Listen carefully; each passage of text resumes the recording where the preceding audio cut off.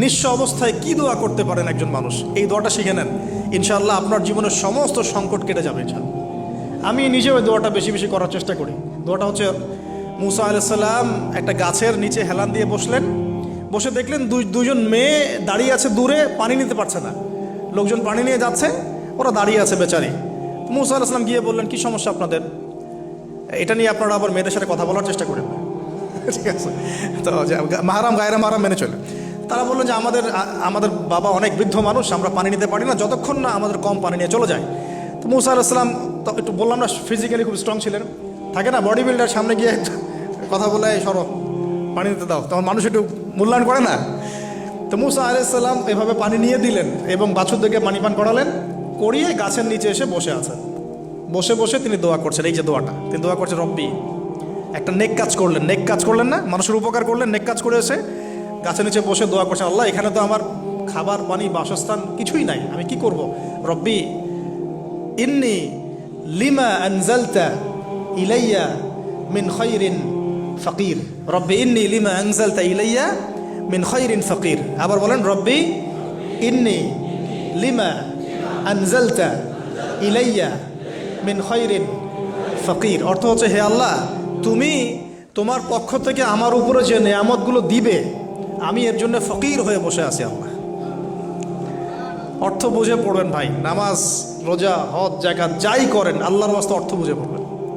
অর্থ বুঝে পড়লে আপনার ইবাদতের স্বাদ পাবেন, তৃপ্তি পাবেন, আল্লাহর সাথে কানেকশন হবে, আল্লাহর নূর পাবেন, মাআরিফত পাবেন, সত্য স্বপ্নও দেখবেন তখন ইনশাআল্লাহ। তখন শুয়ে শুয়ে সত্য স্বপ্ন দেখবেন ইনশাআল্লাহ। আল্লাহ পাক তৌফিক দান করেন।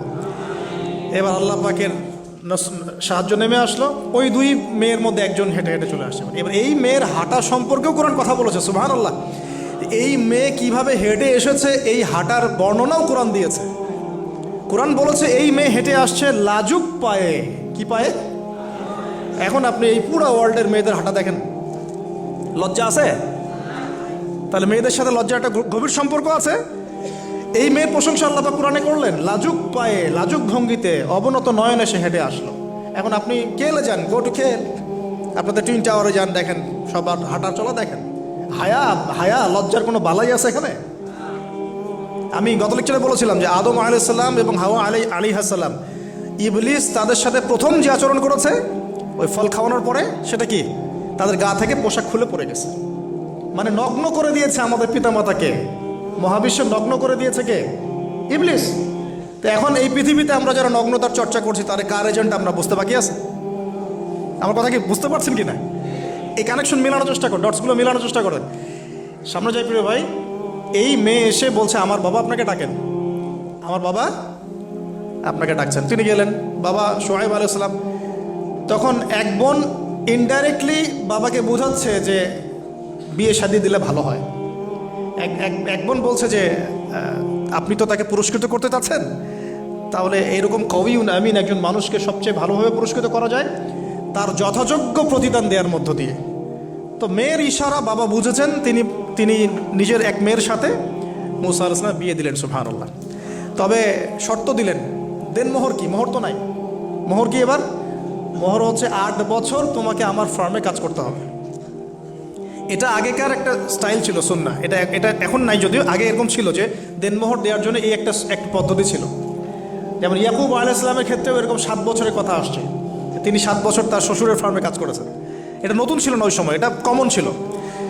এখন যেমন আমাদের দেশে কমন 10 লাখ টাকা মোহর হবে, 10,000 টাকা দিব, বাকিটা সব বাকি, তাই না?